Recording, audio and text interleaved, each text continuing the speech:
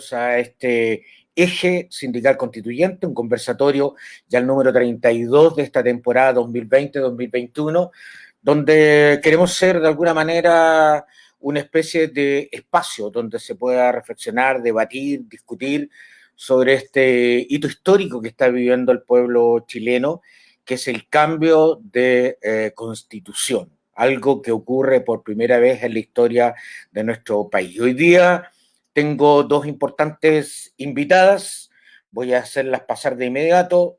Ella es Cristina Durador, constituyente de Antofagasta, microbióloga, investigadora, académica. ¿Cómo estás, Cristina? Gracias por acompañarnos. Hola, Jaime, muy bien, gracias. Gracias por la invitación. Y tengo a Connie Valdés, de Valparaíso. ¿Cómo estás, Connie? Muchas gracias por acceder a nuestra invitación.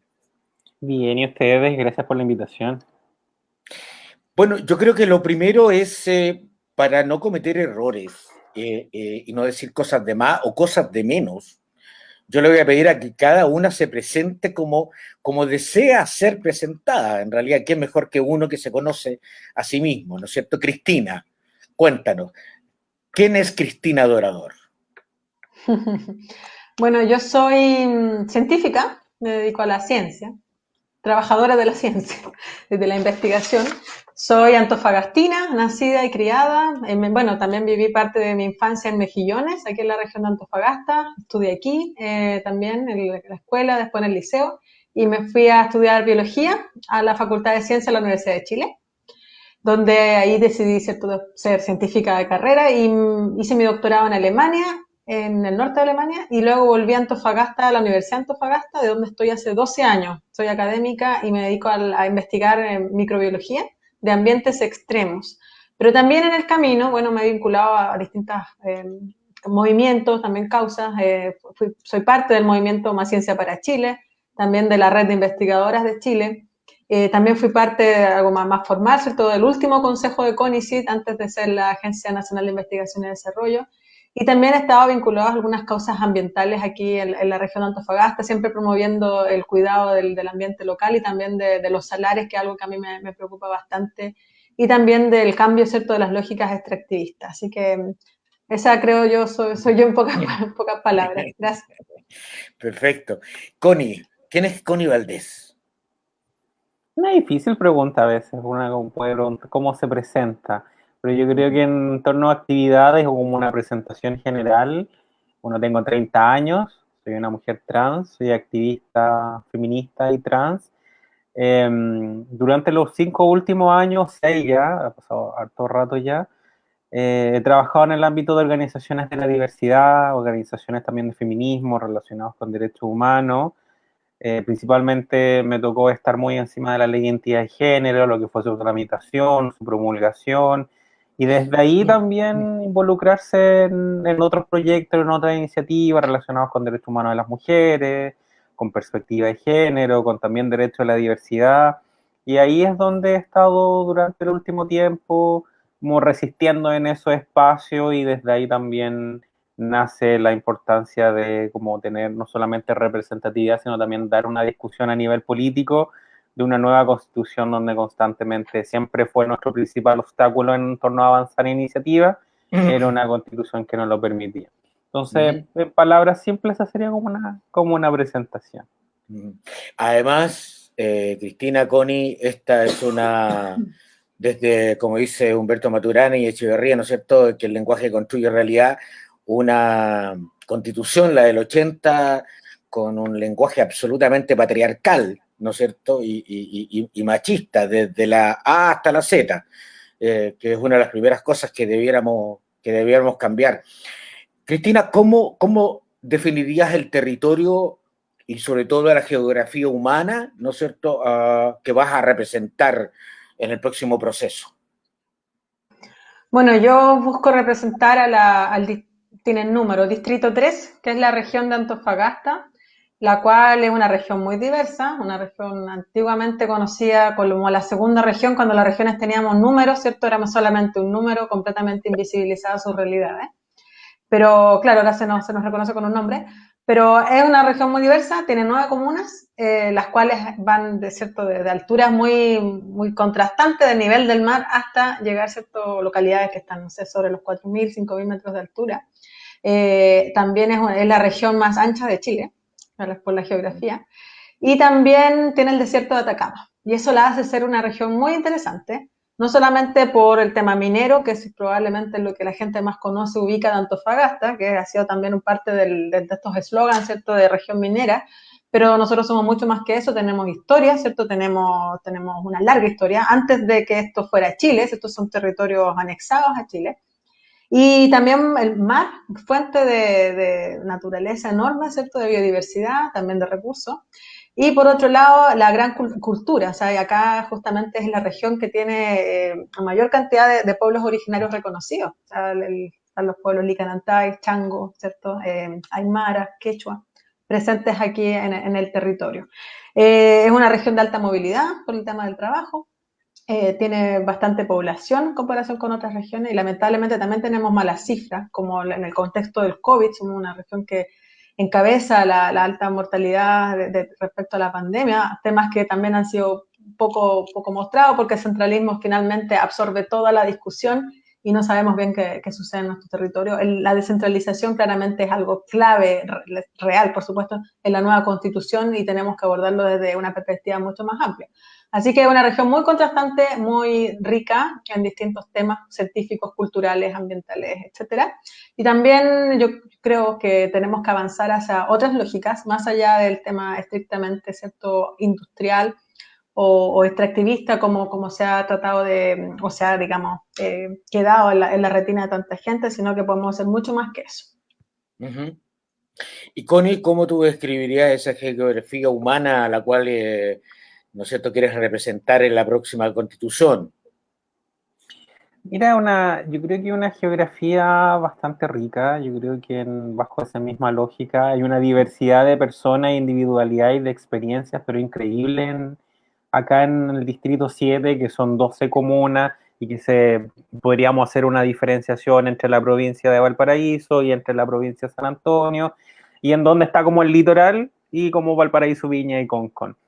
Y bajo esa lógica, una de las principales problemáticas que se traslada, no solamente en todo caso en este distrito, pero se ve particularmente, tiene que ver con el ámbito de la vivienda. Somos una de las regiones con mayor cantidad de tomas y campamentos a nivel nacional y asimismo también una de las comunas en Valparaíso y Viña donde proliferó más la cantidad de denuncias por violencia intrafamiliar en el contexto de la pandemia, pero también una región muy marcada también, lamentablemente, por zonas de sacrificio, lo que ha significado Quintero, sin perjuicio que pueda ser más el Distrito 6, pero también en nuestros distritos problemáticas ambientales especialmente relacionados con la depredación de los humedales, también con el creciente crecimiento, también de la inmobiliaria y lo que ha sido también los incendios forestales, pero también un distrito con comunas muy marcadas por la desigualdad, por la falta de oportunidades también, y sobre todo también por la discriminación y la violencia.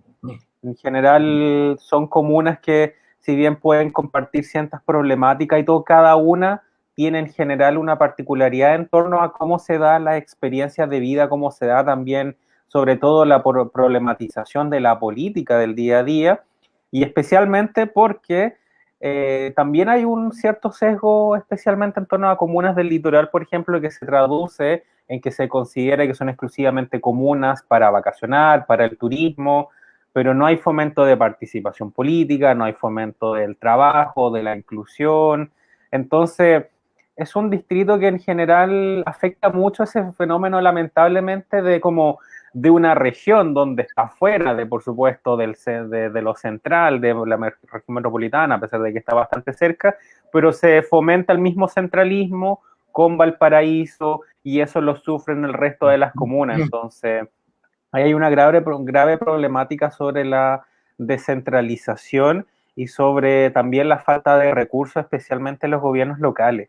Y eso es algo que se ha traducido mucho en lo que señala la ciudadanía en todas las comunas del territorio.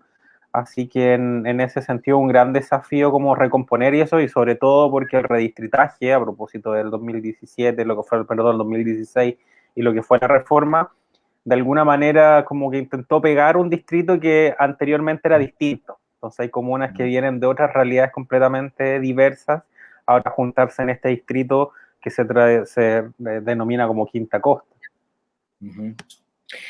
Cristina, con este triste tema de la pandemia, la ciudadanía ha tomado mayor conciencia de la importancia que puede tener la ciencia en la sociedad. Y lo vendimos lamentablemente a través de este fenómeno que está afectando al planeta y, por cierto, está azotando también a nuestro país. ¿Cuál es la siguiente etapa? Si ya hay tomar conciencia, una comprensión de la ciudadanía respecto de la importancia de la ciencia, habrá que empezar también a provocar, estimular, a fomentar en el mundo congresista, en el mundo gubernamental, que tome la misma importancia, y voy a reiterar la triste cifra del 0,38 del PIB, ¿no es cierto? ¿Podrá despertar este 0,38 y transformarse en 1 o en 2, dada la connotación que ha tomado el tema de la ciencia hoy día? Bueno, claramente, en muchos países el eslogan del año pasado fue la ciencia, o sea, fue el año de la ciencia, el año del COVID fue el año de la ciencia, porque claramente sin investigación científica previa no tendríamos ni siquiera vacunas que se estén aplicando ahora. O sea, eso no es, para que la gente también sepa, no es una cosa de un año para otro. Hay mucha investigación detrás, hay personas trabajando en todo el mundo buscando algún tipo de terapia, de antivirales, de otro tipo de vacuna, analizando ahora actualmente las nuevas variantes que se están, ¿cierto?, produciendo desde el COVID. No sabemos bien cuál es la distribución que hay en Chile, también tenemos bastantes desafíos acá locales. Por lo mismo se hace crucial, primera cosa creo yo, descentralizar la investigación. Porque tenemos el 70%, bueno, toda la investigación, 60% de la investigación científica se hace en la región metropolitana. Y eso incluye a personas, ¿cierto?, investigadoras, estudiantes, las becas, el 80% de las becas se va a 3 universidades de Chile. Y todo eso lo que pasa es que debilita también las potenciales y los talentos que existen en las regiones. Y eso es bastante contundente a la hora de ver indicadores. O sea, las regiones más extremas efectivamente tienen los más bajos indicadores que a tanto les gusta a ciertos sectores bibliométricos, de todo lo demás, muy bajos respecto a esa tecnología. Por ejemplo, las empresas de base científica tecnológica son muy escasas en esta zona. Entonces, por un lado, claro, hay una necesidad, pero imperiosa, de fortalecer la investigación, centros de investigación en regiones, abarcando distintas áreas, no solamente con un sesgo productivo, como históricamente se ha tratado de hacer, sino que se desarrollen todas las áreas del conocimiento. Eso es muy importante porque necesitamos, digamos, nuevas visiones para poder cambiar también los modelos de desarrollo actuales impuestos, como es el expansivo extractivismo. Por otro lado, también es importante aquí que la comunidad científica también entienda que las cosas están cambiando. O sea, hay también un movimiento interno que yo creo que está ocurriendo a partir, ¿cierto?, de tantos nuevos investigadores jóvenes que tienen otras visiones, ya varias prácticas que han sido, yo creo que muy malas para la investigación local, como mismos grupos de investigación muy, ¿cierto?, focalizados, muy cerrados. Eso ya debería estar cambiando. La cooperación es clave, insisto, la descentralización. Y por otro lado, la política. Nosotros somos actoras políticas, las científicas y científicos. Entonces, también es bueno dar este paso adelante, como muchos colegas también lo han hecho, y asumir estos desafíos, tanto de un lado para el otro. Y por eso también es importante la educación científica en general de la población, pero también que las niñas y niñas que quieren dedicarse a la investigación tengan también todas las oportunidades, porque actualmente solamente muy pocos pueden dedicarse a aquello. Y la política, claro, los políticos tienen que tomar decisiones en base a evidencia, algo que lamentablemente ha quedado en algunas oportunidades muy atrás en la toma de decisiones que se ha hecho en Chile. O sea, una de las grandes explicaciones cómo es posible que ahora recién se esté tomando medidas, ¿cierto?, bastante fuertes, digamos, a las que se tomaron anteriormente, cuando tantos expertas y expertos advirtieron lo que se venía. O sea, no había que ser tampoco tan brillante para eso. Así que claramente la evidencia, la toma de decisiones en base a evidencia es clave. Y yo creo que se le puede dar a la Constitución un carácter de ese estilo en todo el texto constitucional. En el caso tuyo, Connie, y dado que eres licenciada en Derecho, ¿cuál es la crítica mayor que le haces tú a este grupo de Ortúzar y sus amigos que el año 80, ¿no es cierto?, sin consultarle ni al perro ni al gato, crean esta especie de trampa en la cual ya llevamos y tantos años, decenios, casi cumpliendo un poco el ciclo de las constituciones en este país, que duran 40, 50 años. ¿Cuál es la máxima crítica que le haces tú a la constitución actual?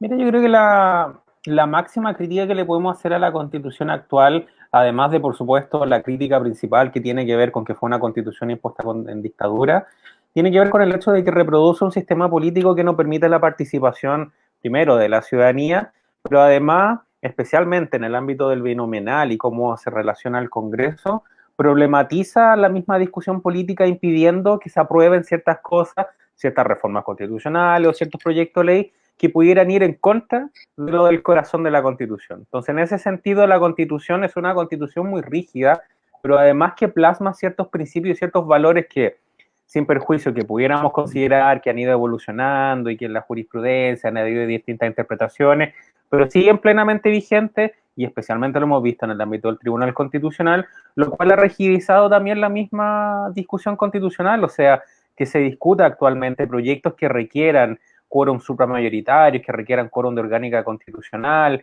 que además requieran estos supuestos grandes acuerdos que de alguna u otra manera no podrían modificarse sustancialmente los aspectos de la Constitución o derechamente de las normas que pudieran ir en otra línea. Entonces, al final es una Constitución que neutraliza además la misma política. De hecho, en base a un Estado subsidiario y que tampoco promociona ni promueve las organizaciones sociales. De hecho, les dice a las mismas organizaciones sociales, a los dirigentes gremiales, particularmente, por ejemplo, que no pueden ser candidatos a diputados, que no pueden participar tampoco en el ámbito político, o sea, en la misma función pública niega derechamente el derecho a huelga y también la misma negociación. Entonces, en ese sentido, es una constitución que, además de tener esa problemática de la participación, lo que hace es neutralizar el poder político de la ciudadanía y el poder político en la misma toma de decisiones. Y eso es lo que ha ido provocando, además de que las autoridades, por supuesto, no han tenido mucha conexión tampoco con la gente, ha ido provocando esta falta de desconexión y además la revuelta y todas las movilizaciones que hemos visto viniendo estos últimos 15, 20 años y que se traducen en una constitución que no permite los avances estructurales en determinadas materias.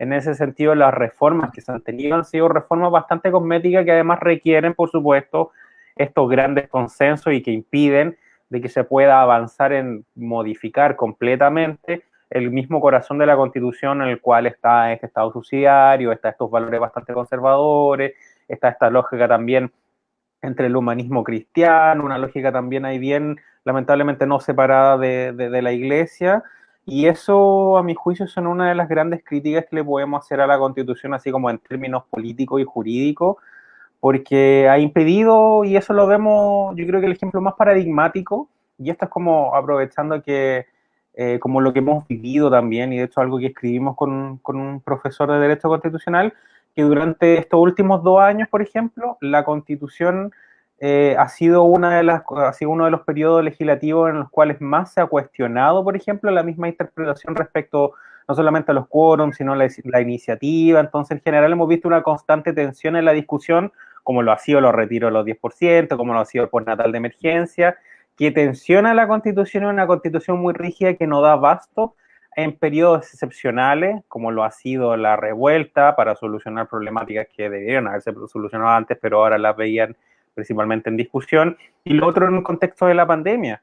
O sea, derechamente en su momento cuando se intentó, por ejemplo, avanzar antes en el contexto, antes de la revuelta, los precios de los medicamentos, siempre estuvo la discusión respecto a que eso era inconstitucional, porque lo decía la Constitución. Después se dio la misma lógica en regular alguna forma del precio en torno al alcohol gel cuando empezó a aumentar considerablemente el precio, y también dijeron lo mismo. Entonces se ha visto como constantemente en estos ejemplos concretos, como durante todos estos últimos años, que tampoco ha podido dar abasto, tampoco ha podido flexibilizar discusiones políticas que se hacen extremadamente necesarias por un contexto político sanitario que es excepcional o incluso especial. Entonces, en ese sentido es una constitución rígida, es una constitución que neutraliza el poder político y tampoco permite la participación de la gente. Entonces, una constitución que lo que hace más es alejar a la ciudadanía de la toma de decisiones. Cristina, hace años leíamos y veíamos frente a la Plaza de la Constitución, ¿no es cierto?, a un grupo de mujeres y hombres de delantal blanco que, ¿no es cierto?, hablaba de esta ciencia sin contrato. Eje Sindical Constituyente es una plataforma que apunta al mundo del trabajo, es una plataforma transversal de dirigentes sindicales, de expertos, de investigadores, de gente del mundo, ¿no es cierto?, del derecho también, y que nos hemos propuesto poner en valor, poner sobre la mesa para discutir justamente la dignidad del mundo laboral, de las trabajadoras y los trabajadores.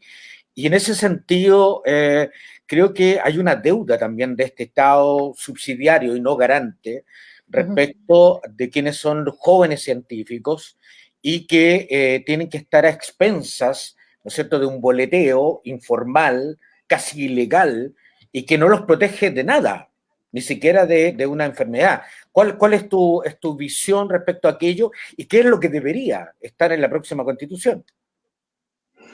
Bueno, claramente yo creo que hay que establecer de que las personas que se dedican a la investigación son trabajadoras y trabajadores en este caso, de la ciencia, de la investigación, como se quiera mencionar. Por lo tanto, claramente acá hay derechos que tienen que cumplirse y lamentablemente eso no ocurre. Por varias razones. Yo creo que ya estructuralmente hay un problema de no reconocerlos como tales. Por ejemplo, un estudiante de doctorado es un trabajador o trabajadora.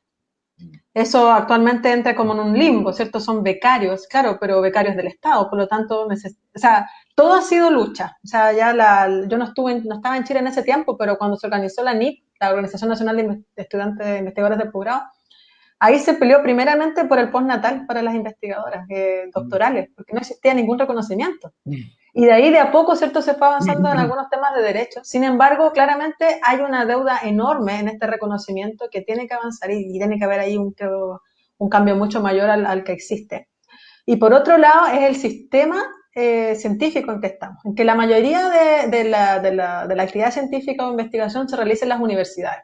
Por lo tanto, el vínculo nunca queda muy claro respecto a si estas personas pertenecen a proyectos de investigación que son finitos, ¿cierto?, por un par de años, o a la institución, porque en ese caso la institución no se hace cargo de las personas. Entonces ahí está el sistema, ¿cierto?, de boleteo de honorarios, donde las personas quedan fuera, ¿cierto?, de un montón de beneficios sociales. Ahora, ¿cierto?, ¿para qué hablar de los retiros del 10% de FP? Eso realmente es una fantasía para todas las personas que boletean y son mayormente vinculados a la investigación. Se hace un trabajo también de frontera. O sea, no estamos hablando de un trabajo que son personas que son profesionales, han estudiado por lo menos 5 años y se dedican a temas de investigación que muchas veces son muy específicos. Así que no es tampoco tan sencillo formarse en estas áreas. Por lo mismo se requiere un reconocimiento urgente de esta labor y que también hay muchas diferencias según las regiones.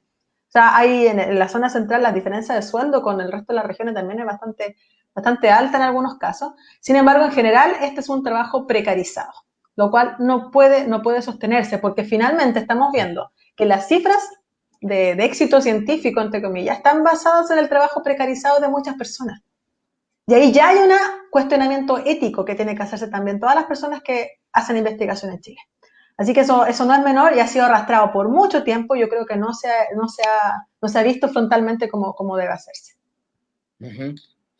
Connie, quiero llevarte al tema de que en nuestra Constitución, a diferencia de la mayoría de las constituciones modernas hoy día, aparece el derecho a huelga, ¿no es cierto? En nuestra Constitución no aparece el derecho a huelga. ¿Para qué decir en el caso de los funcionarios públicos, que tampoco tienen derecho a huelga, que nos parece una cosa? Y además no se puede negociar, a propósito de la negociación colectiva, por ramal. ¿Cuál es tu percepción de este tema tan sensible para el mundo laboral? Antes quería también agregar algo, sí, algo a propósito de lo que señalaba Cristina, a propósito de que ella es parte de la red de investigadoras también.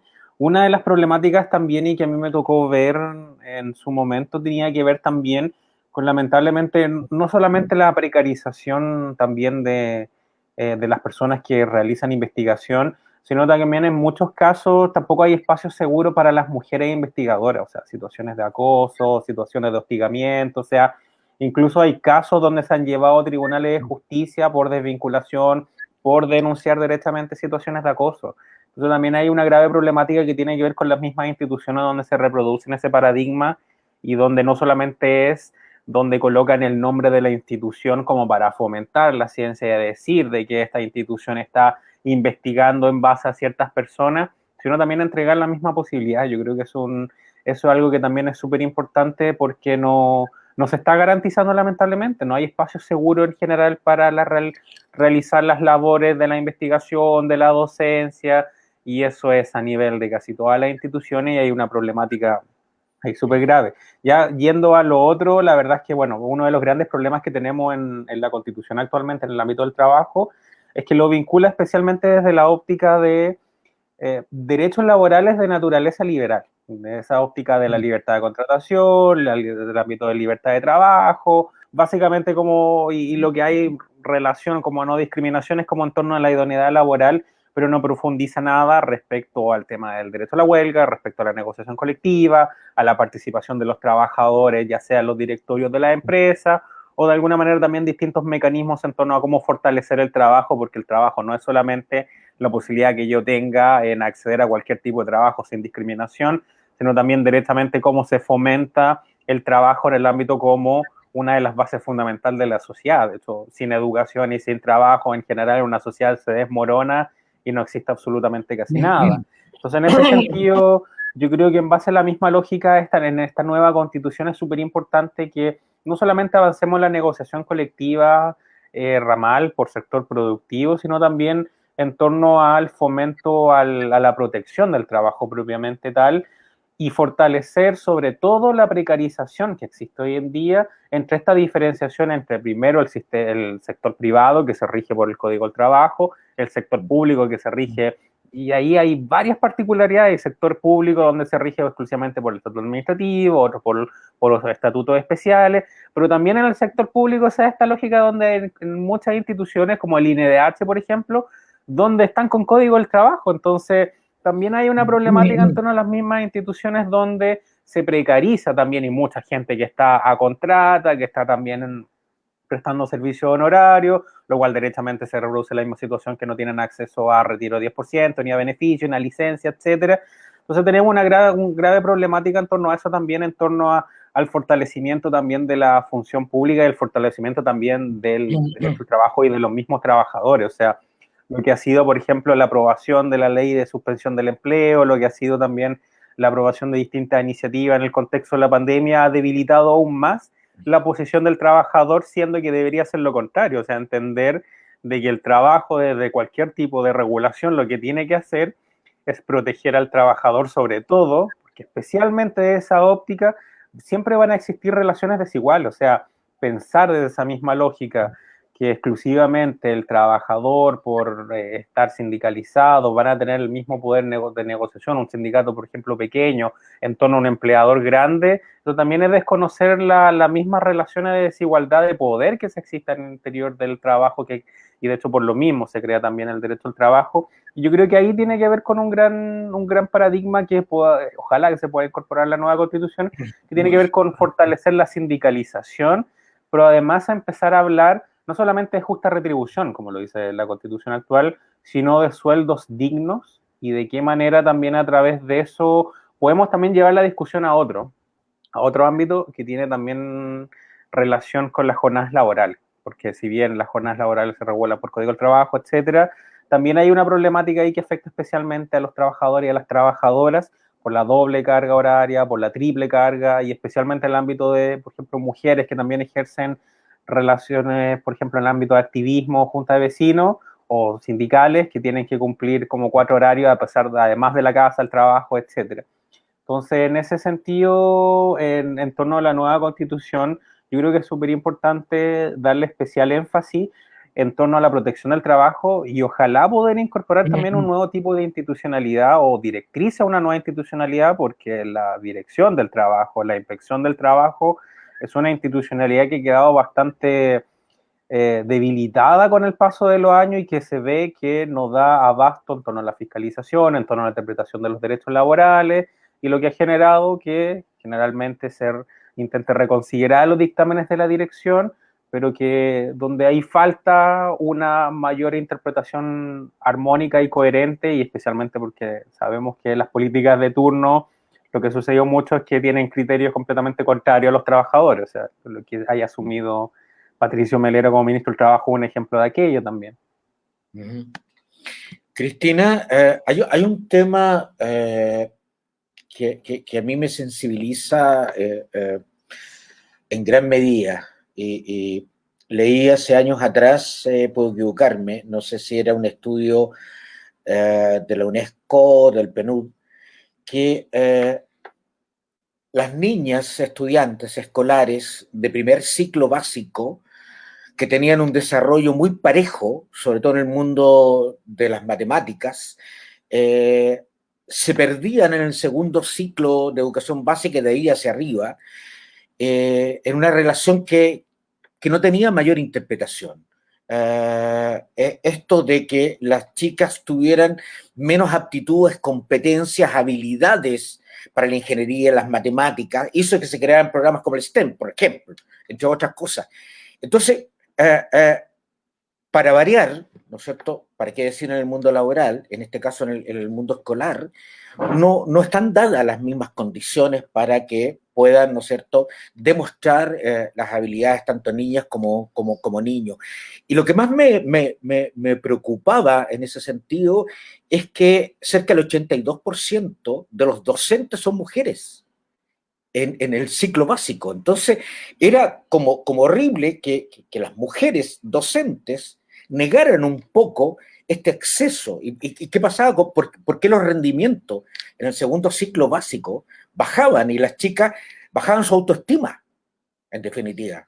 ¿Cuál es tu percepción de las niñas, las jóvenes y las mujeres en ciencia? Bueno, es claramente un problema muy complejo de abordar. Tenemos unas brechas de géneros enormes en la investigación. En Chile hay más o menos un 30% de la investigación es realizada por mujeres, depende también de la disciplina. Como tú mencionaste, ingeniería es una de las áreas que son más masculinizadas en Chile, y por otro lado hay otras que son más feminizadas. Sin embargo, el diagnóstico es el mismo, o sea, existe desde el inicio de la formación escolar, incluso en nuestra sociedad, marcadamente ciertos estereotipos de género, que finalmente van mermando y van haciendo que las niñas cambien sus intereses en el tiempo. El sexto básico es como el año crucial donde está este cambio, lamentablemente. Y yo no diría tanto que es culpa de las mujeres profesoras, o sea, es la formación en general, es así. Incluso ha costado tanto, ¿cierto?, generar una educación no sexista, que los textos de estudio, por ejemplo, incluyan a más mujeres, que sean referentes de otras mujeres, ¿cierto?, que se reconozca, y se reconozca más allá, ¿cierto?, de sus figuras a veces también estereotipadas. Pensemos en Gabriela Mistral, cómo fue, ¿cierto?, utilizada su imagen en la dictadura y cómo es realmente una mujer, pero impresionantemente fascinante. Entonces, eso va pasando en el tiempo. El problema es que todas las personas no tenemos las mismas oportunidades para poder desarrollarnos como queramos. Entonces, ahí hay debido a principalmente la gran desigualdad estructural que tiene Chile. O sea, no podemos garantizar, no se puede garantizar actualmente que una niña o niño que quiera ser científico pues lo va a poder ser. Y lo mismo para otro tipo de profesiones, sino que la educación está construida en base a otro tipo de modelos. Y eso es muy lamentable porque, sobre todo en regiones, no hay oportunidades. Se pierden muchas personas muy talentosas por no tener oportunidades de acceso. Así que eso también es clave, garantizar una educación libre, gratuita, de calidad para todas y todos, y no solamente la educación formal, sino que también todo el resto, o sea, la formación integral, arte, humanidades, cultura, ciencia. O sea, eso es crucial. Yo creo que es lo que más le hace falta a Chile actualmente, desarrollarnos en plenitud, más allá de todos estos valores que nos trataron de imponer por tanto tiempo, de la individualidad, del consumo, de la competencia, que está completamente fuera de las normas naturales. Por eso vivimos en una contradicción tremenda y eso tiene que cambiar. Y bueno, vinculado al tema de la ciencia, específicamente las mujeres, una vez que una niña, ¿cierto?, puede desarrollarse, finalmente tiene las condiciones para hacerlo, el apoyo de su familia, qué sé yo, de sus profesores generalmente, va al liceo, logra llegar a la universidad y después quiere ser científica. O sea, hay muchas barreras en el tiempo que se van derribando. Y una vez científica, tiene otras barreras más. Ahora mismo tú lo mencionas, o sea, el 80% de las mujeres son profesoras. ¿Cómo lo están viviendo actualmente en la pandemia? Es realmente impresionante, o sea, una cuestión, porque si sigue esta lógica, ¿cierto?, de competencia, tenemos que seguir produciendo sea como sea. Y lo mismo pasa para las investigadoras. No se ha reconocido mayor tiempo en proyectos, muy poco, digamos. Las universidades tampoco han estado, yo creo, a la altura. No hay perspectiva de género en las carreras académicas. Son muy raro que alguna universidad lo tenga, algunas la tienen. Entonces estamos en una deuda tremenda respecto a este tema. Se ha invisibilizado y ni siquiera se considera el trabajo no remunerado de las mujeres, que más mayormente es realizado por mujeres, me refiero al tema de los cuidados sobre todo. Entonces hay una carencia tremenda para poder llegar a ese objetivo grande de que finalmente tengamos equidad de género en la investigación. O sea, hay un tema integral ahí de equidad que tenemos que solucionar. Uh-huh. Connie, yo sé que son muchos, no quiero caer además en la lista de supermercado, de la cual uno ve conversatorios todos los días, pero a tu juicio, ¿cuáles son los 3 elementos que deben estar en la próxima Constitución, sí o sí, que son esenciales, que son estructurales, que son el alma de la nueva Constitución? Mira, yo creo que los 3 los podría agrupar en primer eje. Yo creo que tiene que haber tiene que haber un cambio sí o sí, especialmente dentro de los principios que sostienen a la sociedad, los principios que sostiene esta nueva Constitución, el rol del Estado. O sea, ahí yo creo que hay un diagnóstico bastante generalizado que necesitamos un Estado social, un Estado laico, democrático, un Estado cuidador también que pueda reconocer y garantizar derechos, que asuma también un rol preponderante en materia de prevención de la violencia de género, de la discriminación, o sea, asumir un rol mucho más importante, especialmente por lo que se ha visto durante los últimos 30 años. Yo creo que eso es un eje principal que tiene que ver con fortalecer el rol del Estado, no agrandar al Estado, porque tenemos un Estado que ya es grande, solamente que no tiene herramientas jurídicas, o sea, la superintendencia no tiene ni pito que tocar generalmente en muchos casos, y eso ha provocado gran parte de las problemáticas que tenemos hoy en día. En segundo lugar, estaba pensando en como derechos sociales sí o sí, pero creo que cuando hablamos de derechos sociales también estamos dejando de fuera otros lados, otros derechos de lado. Yo creo que en torno a ese segundo eje tienen que haber ciertos derechos que sí o sí ineludiblemente están en esta nueva Constitución, sobre todo por el contexto que vivimos, y ahí, por supuesto, tenemos que hablar de derechos sociales, derechos sexual reproductivos, pero cuando hablamos de derechos sociales de verdad, o sea, derechos sociales que son universales, especialmente que en torno a la educación, por ejemplo, que sea una educación gratuita, de acceso universal, de calidad, pero también dar pie por ejemplo, a nuevos derechos, especialmente lo que hemos visto en el contexto de la pandemia, derecho también a la conectividad, por ejemplo, lo que ha significado también la protección de datos privados, o sea, lo que hemos vivido también a propósito de que gente cada día en Twitter comenta que le llegó un post o un mensaje de texto así, hola, soy Sebastián Sichel, vota por mí, o sea, derechamente eso es invasión a la protección, o sea, invasión a la vida privada, porque no tenemos una protección de datos privados efectiva en nuestro país, lo que ha significado también la depredación del medio ambiente, la problemática en torno a los derechos humanos, y el tercer eje, que es lo fundamental, o sea, lo que sostiene los sistemas políticos, que tiene que ver con la democracia. Y eso es súper importante porque, como bien tú habías dicho, todos los días hay conversatorios, se discute respecto a los nuevos derechos de la Constitución, pero no estamos discutiendo respecto al sistema político, que es lo más importante, porque por más que yo pueda tener 50, 60 derechos, lo que depende de que esos derechos se puedan garantizar y que pueda funcionar el sistema político como engranaje, es efectivamente ese mismo sistema político, que no solamente se compone por un Congreso y un Ejecutivo, sino también por un Poder Judicial. Y en ese sentido, el sistema político que podamos construir tiene que tener la legitimidad necesaria constantemente para que la ciudadanía participe y no vaya a suceder lo que ya estamos viviendo, que es una crisis política de grandes magnitudes a raíz de que no hay conexión con la ciudadanía, de que no hay mecanismo de participación en gobiernos locales ni tampoco en el gobierno central, en la misma toma de decisiones. Entonces, en ese sentido, es súper importante que la misma redistribución del poder y también de qué manera el sistema político puede integrar todas las mismas críticas y las lógicas que queremos dejar atrás. Es súper importante dar esa discusión, entonces en ese sentido yo abogaría por un sistema político, pero además por nuevas instituciones que estén a la altura de un nuevo Chile. Yo creo que una de las grandes discusiones van a ser principalmente esta como refundación del Estado, sobre todo porque no es un problema de una institución en particular, sino que en general son de todas las instituciones. Hay un problema de fondo que tiene que ver con cómo han funcionado las instituciones o cuál es la perspectiva que tienen de funcionamiento al respecto. Y ahí yo creo que está uno de los grandes desafíos, que eso va a permitir que el día de mañana podamos, por ejemplo, derogar directamente todo el código de aguas, tener un nuevo código de agua, cambiar el código del trabajo, tener un nuevo estatuto administrativo, cambiar la regulación de las universidades públicas, también fortalecer la ciencia, o sea, directamente el día de mañana todo depende de que ese sistema político, las instituciones funcionen como relojito, porque si no, nos vamos a quedar con muchas palabras bonitas en la Constitución, pero no se van a garantizar. Cristina, en la primera y en la segunda encuesta de percepción social de la ciencia y la tecnología, por un lado apareció un indicador en que a la gente le interesaba mucho la ciencia, pero iba más al mall que al museo. ¿Cuál es el mea culpa que se hace la comunidad científica para la divulgación y en el fondo la socialización de la ciencia?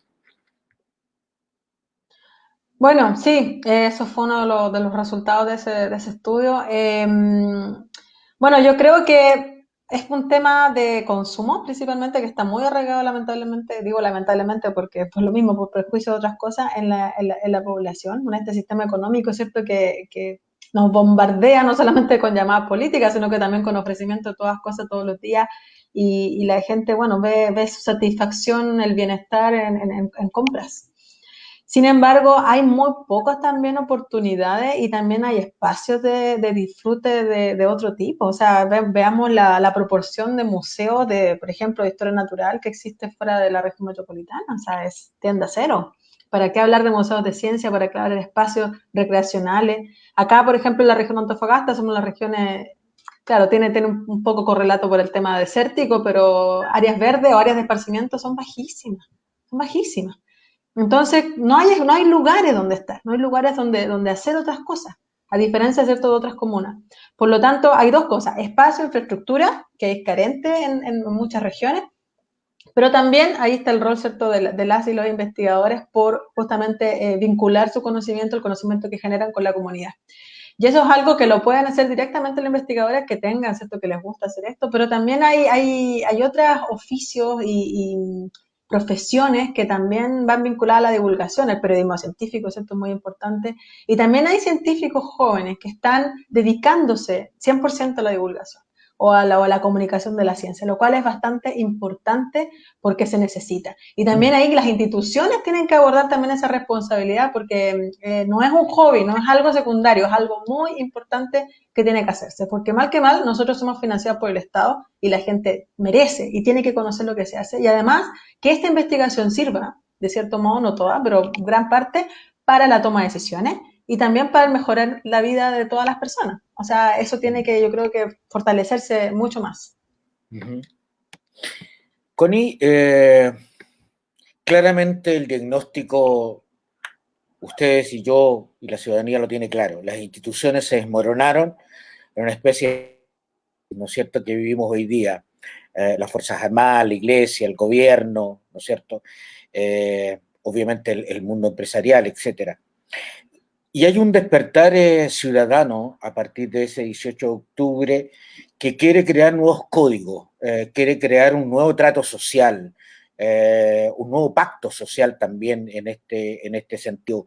¿Qué dimensión le das tú al poder popular, al poder constituyente, al poder, en el fondo, de la ciudadanía respecto a estos cambios? Y no seguir esperando desde el Estado, este leviatán, ¿no es cierto?, que nos pudiera cambiar la vida. ¿Cómo ves tú a la ciudadanía en ese fervor, en esa pasión, pero también en esa decisión popular? Mira, yo creo que hay algo que ha ido cambiando sustancialmente por la revuelta, lo que han significado las movilizaciones, lo que ha llegado también particularmente mayor discusiones a todos los hogares, lo que ha provocado que hay mayor discusión política en todos los contextos. Pasó un gato. Pero lamentablemente hay una problemática que todavía subyace a esto, porque podemos quedarnos con el diagnóstico positivo, que es que, por ejemplo, para la votación del apruebo fue una de las más altas votaciones que hemos tenido desde la vuelta a la democracia, especialmente con el voto voluntario, y ese pudiera ser un diagnóstico muy feliz, sobre todo porque vemos que hay mayor participación, que las redes sociales han intentado democratizar un poco más el conocimiento, que la gente, incluso cuando le preguntan en la calle, sabe relacionados, por ejemplo, con problemas políticos o algunas discusiones políticas. O sea, si ahora, por ejemplo, hacemos el ejercicio, si no estuviéramos en cuarentena o, por supuesto, en un contexto sanitario de esta naturaleza, podemos preguntar a la gente qué es lo que sabe, por ejemplo, respecto al tercer retiro del 10%. Y la mayor cantidad de la gente va a decir, por ejemplo, que se está discutiendo, que lo necesita, etcétera, pero va a tener conocimiento de aquello. Pero hay una grave problemática que todavía subsiste en torno a como participación y despertar la ciudadanía, es que todavía sigue estando presente, lamentablemente, este legado de la dictadura en torno a despolitizar las discusiones políticas.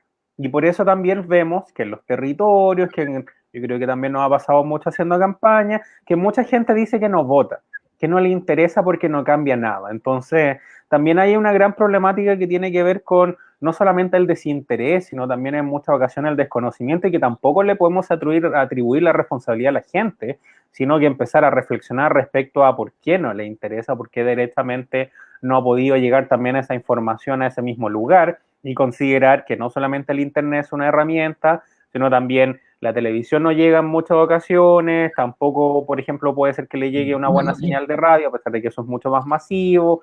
Entonces también hay un diagnóstico ahí que hacer súper importante respecto a cómo promover la participación y romper esos cercos que hasta el día de hoy existen y que lamentablemente se han ido de alguna manera derrotando, pero todavía están muy presentes, que tiene que ver con la despolitización de la ciudadanía, el desinterés que existe en torno a esto, y especialmente es una preocupación sobre todo porque asimismo como la ciudadanía es la titular en general del poder constituyente, de fortalecer la participación ciudadana, también se provoca esta problemática respecto a que la gente que se organiza es la gente que tiene más conocimiento, es la gente que está más convencida, pero en general la gente que no se organiza es gran parte de la gente que no tiene mucho conocimiento, que no tiene mucha sensación de lo que está pasando en torno a los problemas políticos, y en razón de eso nos podemos quedar con el diagnóstico feliz, que a mayor, por ejemplo, a mayor realización de cabildos, de organizaciones, significa que toda la ciudadanía está organizada. Pero si excluimos a esa gran parte de la población que sigue estando en ese constante loop como de desinformación y de desinterés también, lo que hacemos es excluir también una población de la participación ciudadana, y ahí el gran desafío tiene que ver con cómo promover o cómo romper también esa misma burbuja. Y ahí yo creo que la educación cívica juega un papel fundamental, pero también la resignificación de la política. En gran parte, y yo creo que nos ha pasado mucho también en campaña, hablan de como los políticos y en general también de la política como algo exclusivo de los partidos, algo exclusivo del Congreso, y no como resignificarlo como que la política es lo que hacemos el día a día. Entonces, en ese sentido, yo creo que la participación ciudadana, y que sea una participación ciudadana de las grandes mayorías de toda la gente, es lo que permite tener no solamente un sistema político legítimo, sino también en el día de mañana una nueva constitución que pueda tener tan alto grado de legitimidad, que sea una constitución que permita ser de verdad la casa de todas las personas, como se dice tradicionalmente. Entonces, en ese sentido, más allá del paradigma exclusivamente de que la ciudadanía es titular del proceso constituyente, que el plebiscito ratificatorio vaya a ser el voto obligatorio, etcétera, tenemos el gran desafío en torno a de verdad hacer que la ciudadanía en general esté tan empoderada del proceso constituyente y con conocimiento que la gente vaya a votar informada y sepa también de todos los procesos políticos, y eso tampoco significa que toda la gente va a querer organizarse, por supuesto, pero sí de fomentar eso. Y yo creo que ahí hay un aspecto súper importante que abordar en torno a eso, porque yo creo que sí hemos ido rompiendo cerco, yo creo que sí, mayor cantidad de personas hoy día está informada, pero sigue existiendo un gran número de personas que no. y eso lo hemos podido ver, y eso se ve especialmente conversando con la gente, como en el puerta a puerta, como conversando sobre también la misma realidad, y especialmente tampoco es una situación que pudiera darse así como pensando como, bueno, son comunas más alejadas y no, o sea, en urbes es una realidad. Entonces ahí el diagnóstico y la crítica respecto a hacerse como, bueno, si creemos que estamos avanzando tanto en participación, ¿qué pasa con esa gente? O sea, no son exclusivamente un número menor de personas. Y ahí yo creo que radica uno de los grandes desafíos del proceso constituyente y de todo esto, que tiene que ver con reinventar y resignificar y borrar el legado de la dictadura que ha hecho que la gente no quiera participar de la toma de decisiones. Uh-huh. Ok, gracias, Connie. Esta pandemia, Cristina, nos ha retratado, nos ha develado, nos ha fotografiado con toda la precariedad que teníamos y que nosotros, obviamente, al parecer no teníamos mucho más conciencia. Cuando hablamos de educación, estamos hablando de estas clases online que no más del 60% tiene acceso con suerte. Y cuando hablo de acceso, incluso hablo de la precariedad de compartir un celular o un computador entre 2 y 3 hijos. ¿Para qué decir el mundo rural donde no llega internet? Esta pandemia nos ha retratado en cómo teníamos abandonado a nuestros viejos. Han florecido como callampas las ollas comunes. Y si uno analiza, al parecer, este estado ausente es realmente ausente, porque la gente tuvo que sacar su plata de la AFP para resolver sus problemas. Tuvo que hacer ollas solidarias y comunitarias para resolver el hambre de su barrio, de su cuadra, y ha tenido que inventarse una serie de situaciones para que los chicos puedan aprender, puedan estudiar. O sea, ha sido terrible porque socialmente, ¿no es cierto?, también nos ha desnudado. Entonces, ¿cuál es la lección que debiéramos tomar a partir de esta pandemia? Bueno, la gran pregunta, porque efectivamente el coronavirus es un virus de la desigualdad, o sea, un virus que no solamente en Chile, o sea, a nivel mundial mostró tal cual somos, en esta fragilidad, en esta, como bien tú señalas, precariedad, falta de acceso, falta de conocimiento, el nivel bajo de muchos políticos mundiales y nacionales también para enfrentar un tema de tal magnitud como es una pandemia, tomando el rédito político circunstancial en vez de pensar en lo que realmente esto significa para las personas, una deshumanización sin nombre. Es realmente impactante lo que está pasando y claramente yo creo que vamos a mirar atrás con mucha vergüenza cómo estamos viviendo este tiempo, porque claramente las personas han sido olvidadas, gran parte de la población. Bueno, yo creo que hay muchas lecciones que aprender, ni siquiera yo creo que no, estamos quizá, ojalá en la mitad, ojalá llegando al final, no lo sabemos porque es algo que está, ¿cierto?, en curso. Pensábamos, ¿cierto?, que estábamos fantásticos hace unos meses, pero resulta que ahora llegó de nuevo la ola, como le llaman, pero en Chile en realidad siempre ha estado el tsunami, pero no, simplemente baja un poquito nomás, pero nunca hemos llegado a cifras bajas, entonces lo peor que puede pasar, creo yo, es que vuelvan nuevas variantes. O sea, más pandemias van a haber, y eso está vinculado a la degradación del ambiente. Eso está también bastante un poco estudiado. O sea, la pérdida de biodiversidad por las acciones humanas, principalmente relacionada a la destrucción del ambiente por actividades extractivistas, está ocasionando este salto tan grande de nuevas variantes virales hacia las personas. Por lo mismo, acá hay que pensar esto de una forma integral. O sea, no es ni siquiera esto un tema de salud, es un tema también social, es un tema político, es un tema de largo plazo. Por eso estamos en un momento crucial en Chile, porque además de todo esto que está pasando, estamos discutiendo una nueva constitución. Por lo tanto, tenemos que incluir estas visiones, tenemos que incluir una perspectiva ecológica en lo que venga, porque las constituciones van a durar, ¿cierto?, décadas, 30, 40, 50 años. Tenemos que prepararnos para lo que va a venir. No podemos seguir pensando en estos estados subsidiarios, ¿cierto? El de sálvase quien pueda, como está pasando actualmente, lo que tú señalas eso. cada persona se las arregla como puede, los niños subiendo a los cerros para poder conectarse, las profesoras arriba de los techos, o sea, eso es indigno, más encima en un país que nos vendieron, ¿cierto? Los medios sobre todo, diciendo que era un país fantástico, el mejor de Latinoamérica, los jaguares, lo que sea, completamente alejado de la realidad, creando realidades centralistas focalizadas en unas pocas personas. Y eso es lo que tiene que cambiar. Por eso esta gran oportunidad de construir una nueva constitución es única y no podemos, creo yo, desaprovecharla en ese sentido. Y por lo mismo las personas que la escriban tienen que ser distintas. La diversidad, como el nombre de este conversatorio, es clave. Tiene que esas 155 personas representar a distintas realidades, distintas diversidades, porque si no, las cosas no van a cambiar y van a seguir igual y lamentablemente esto se viene bastante difícil, sobre todo en el contexto mundial y pandémico que estamos conversando. Connie, ya en estos minutos finales de esta conversación que ha sido muy ilustrativa, muy interesante, yo he aprendido mucho de ustedes, claramente, sobre todo las visiones que tienen y que logran plasmar, ojalá plasmarlas entre los 155 próximos representantes. Pero hay un tema que me preocupa. Uy,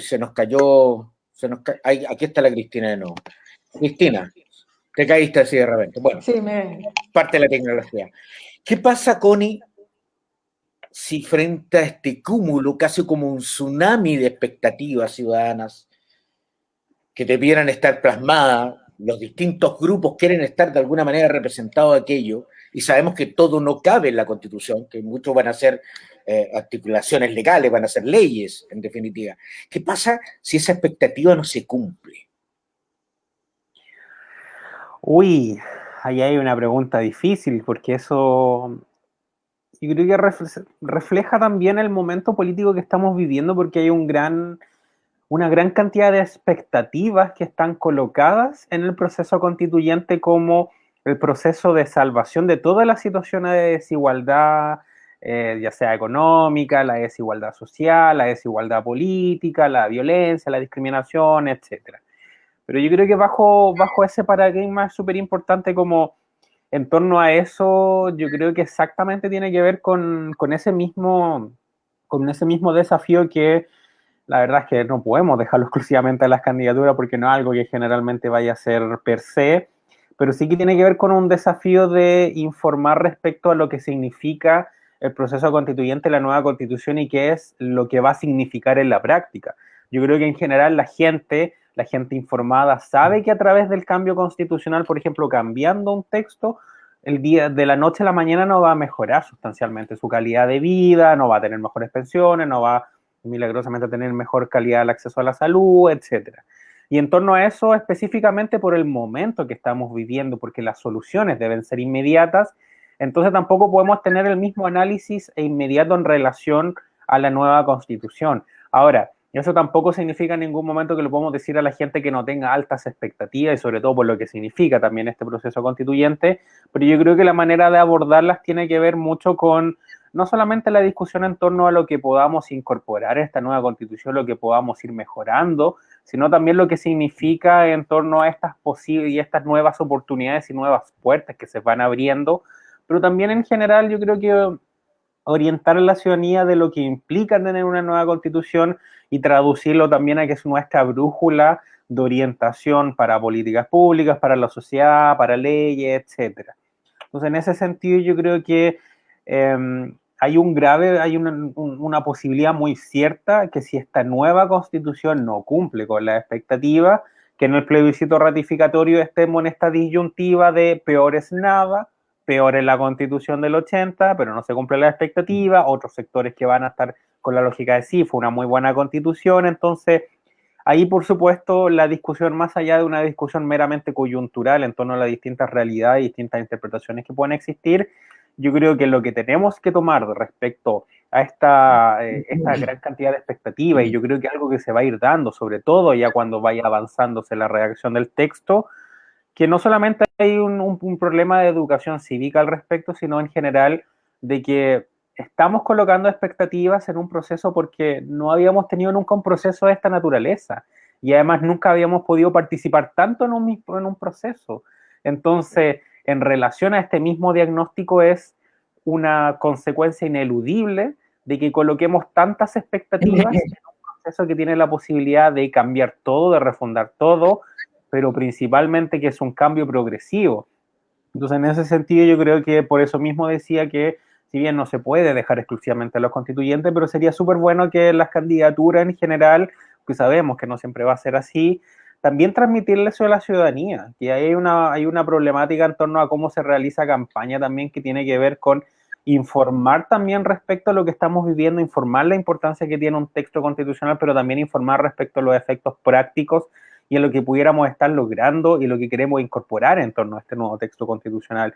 Y ahí, por supuesto, tenemos una problemática muy grande que tiene que ver con las expectativas, pero también tiene que ver con, yo creo que hay en gran parte también sacar toda esa discusión exclusivamente respecto a lo que puede ir, a lo que no puede ir, y llevar una discusión a un territorio mucho más como cercano, mucho más de como amable, por así decirlo, y empezar a discutir cuáles son las problemáticas sociales, económicas, políticas, por qué estamos en este momento, que algo yo creo que vamos a estar con un diagnóstico bastante generalizado, y qué es lo que queremos plasmar esta nueva constitución. Yo creo que eso debe ser uno de los ejes principales, porque eso es lo que se exige generalmente en las calles, por la ciudadanía, por la misma encuesta en general, que tiene que ver con problemas no solamente estructurales, problemas de derechos, y yo creo que ahí tiene que estar gran parte de también la problematización y de la importancia para también satisfacer esa necesidad, esa expectativa y necesidades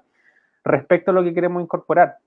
Ahora, es una pregunta difícil, la verdad es que es difícil cómo podemos abordar todo eso, eh, pero yo creo que en gran medida la bajada, la información y la participación va a ser clave para exactamente considerar eso. Y yo creo que lamentablemente la pandemia y también todo este mismo contexto impidió un poco, a pesar de que hubo mucha participación, pero impidió un poco dar esa bajada mucho más educativa, por ejemplo, en el plebiscito. Mucha gente hasta el día de hoy igual desconoce la importancia de una constitución, desconoce esos aspectos, y no digamos que lamentablemente la franja, por ejemplo, ayudó tanto, sino que tuvo una tendencia en posicionar temáticas más allá de decir, esta es una constitución, esta es la problemática, ¿por qué no hemos podido cambiar nada? Porque esto dice acá, etcétera. Y eso es algo más pedagógico también. Yo creo que es súper importante rescatar eso. Pero eso en resumen, la verdad es que no tengo una solución concreta, directamente tengo una problematización y un diagnóstico al respecto. En todo caso, no te pedía una solución, te pedía una visión, que es distinto. Ya, el sueño es gratis todavía. Así que en ese sentido. En estos minutos finales, Cristina, ¿qué le dices más allá de esa hermosa región de Antofagasta, cuna de la astronomía, de las culturas precolombinas ricas en toda la sabiduría y los saberes? ¿Para qué decir? No sé si tú me corriges, pero debiéramos estar cercanos al 70% de la mirada al universo desde Paraná, desde los observatorios que están ubicados ahí. Entonces, la astronomía es un laboratorio natural impresionante de nuestro país. Pero en estos minutos finales, Cristina, no sé si la palabra es tu mensaje, no, suena como a cadena del 21 de mayo. No, ¿cuál es la invitación de Cristina Dorador para el próximo 15 y 16 de mayo? Bueno, lo primero es participar. O sea, es muy importante que la gente participe de este proceso masivamente. Porque si no, de nuevo, van a primar las personas que siempre votan, que votan por ciertos partidos políticos, y eso no va a hacer que cambie, digamos, esta situación. Así que votar, participar. Y claro, estoy muy de acuerdo con lo que señala Connie. O sea, a nosotros también nos ha tocado hacer un trabajo territorial donde hay que ser bastante pedagógico porque la gente no sabe bien lo que se está votando, qué es un constituyente, por qué llegamos a esto, pero sí las problemáticas están claras. Entonces, ahí es articular, ¿cierto?, las problemáticas que son mayormente sociales y cada región tiene su afán, ¿cierto?, su dificultad. Acá también tenemos graves problemas ambientales, a la salud, vinculados a las actividades económicas, pero también gran déficit de vivienda, similar, ¿cierto?, también lo que señalaba recién. Estamos en una campaña para decir que no somos zona de sacrificio, porque eso también son estigmas que lamentablemente no se nos han impuesto aquí a nuestras localidades. Nosotros somos personas que tenemos sueños y anhelos y que realmente queremos un Chile diferente desde los territorios. Eso es súper importante, o sea, la descentralización tiene que ser real, nunca más depender de un Estado tan centralista como este, hiperpresidencialista, donde se nos deja fuera de las decisiones propias de nuestros territorios, de nuestros quehaceres. Se nos tratan como ciudadanos de segunda o tercera clase, se nos invisibiliza, se nos ningunea, o sea, no más, no más, es dignidad. Eso es lo que yo invito a las personas a participar. Basta y podemos generar un país diferente gracias a, bueno, una nueva constitución. Claramente los cambios no van a ser tan rápidos, pero sí partimos por algo importante. Primeramente preguntándonos por qué estamos juntos, qué es lo que es Chile, por qué queremos hacer una constitución política todos juntos. Y eso también es una reflexión no menor, creo yo, para enfrentar los grandes desafíos que ya hemos conversado. Uh-huh. Connie, en estos minutos finales, ¿cuál es la invitación al pueblo chileno y a nuestros migrantes, digámoslo también, que son parte de nuestra geografía humana? Sí, de hecho, en base a eso, por lo mismo, en general, a pesar de que hablamos por chilenos, chilenas, hablar también de habitantes de este territorio, porque también hay mucha gente de los pueblos originarios que tampoco se siente representada con la nacionalidad chilena, mucha población migrante que también está viniendo y que también deliberadamente a veces se excluye de la misma participación política. O sea, nos ha tocado estar mucho en campaña, por ejemplo, cuando conversamos con personas migrantes y es como nunca me entregan flyer o nunca me preguntan nada porque directamente yo no tengo la posibilidad de votar. Lo mismo pasa con adolescentes, también con jóvenes. Entonces, yo creo que llevar como ese mensaje en torno a promover la participación y promover la mayor cantidad de espacios donde se discutan las problemáticas políticas y en todos los momentos que podamos hacer política. O sea, política es lo que hacemos diariamente.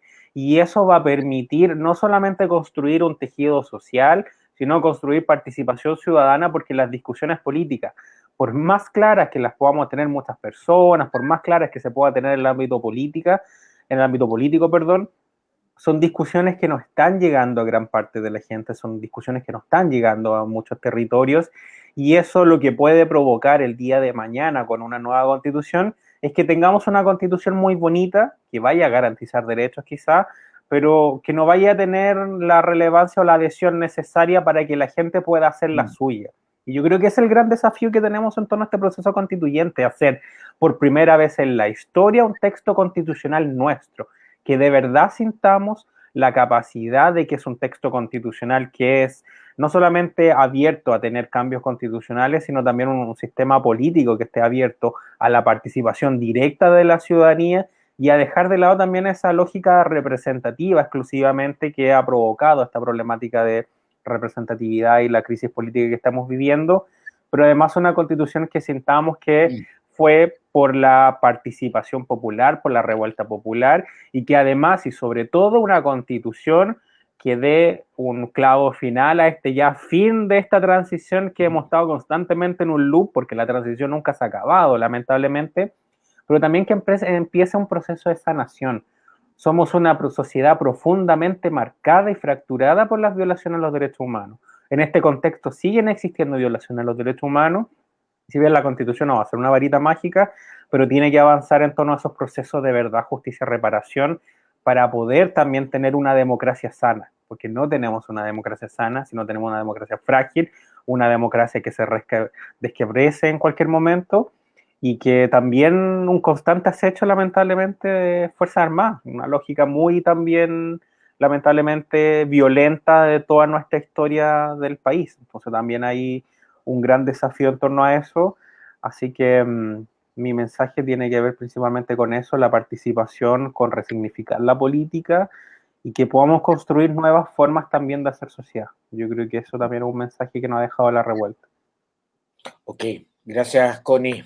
Bueno, junto con agradecerle a Cristina desde Antofagasta, ¿no es cierto?, y a Connie Valdés desde Valparaíso, que nos acompañaron hoy día en esta reflexión, en este debate y el otro día una señora en la fila de la panadería me decía algo muy sabio. Me decía, mire, aquí se discute mucho a propósito de lo que tú decías, Connie, de la política, esta aversión a la política. Dice, mire, cuando yo compro en el negocio del barrio y no compro en el supermercado es una decisión política. Y eso es muy cierto. O sea, hoy día nuestros emprendedores, nuestras emprendedoras son los que más lo necesitan. Las cadenas o sea, es cosa de mirar las cifras. Los bancos, la AFP, los grandes retail han ganado mucho más que el 2019. Pero son en nuestros barrios donde está la fragilidad y donde nosotros tenemos que dar una mirada también desde lo colectivo, como decía el gran Gabriel Salazar, nuestro Premio Nacional de Historia, ¿no es cierto? Pareciera, ojalá, que sea tiempo de tribus y tiempo de clanes y que entendamos que nos necesitamos a los otros, que no podemos existir sin los otros y que además tenemos que cuidar el planeta para que los hijos de nuestros hijos ya no vean un video de los glaciares, sino que puedan visitar los glaciares. Yo creo que eso también es tremendamente importante. Connie, Cristina, ha sido un honor, un placer, lo he pasado muy bien, ojalá que quienes nos están siguiendo también se han mantenido fiel ahí en nuestro, y por supuesto quienes nos puedan ver también la reproducción. Mucho éxito, ojalá que los sueños y que las visiones que ustedes tienen se puedan plasmar. Sabemos que más allá del texto, lo más importante es cómo se va a fijar el protocolo. O sea, las reglas del juego son las claves para justamente aprobar o no aprobar este proceso. Y aunque los más escépticos como yo están mirando la matemática y no me cuadra por ningún lado, que podamos, ese 80% pueda ganar, ojalá que le doblemos la mano al destino y a las matemáticas, ¿no es cierto? Y podamos poner aquellos temas que son esenciales. Muchas gracias, Cristina. Muchas gracias, Connie. Gracias, Jaime. Muchas gracias. Chao, Connie. Gusto.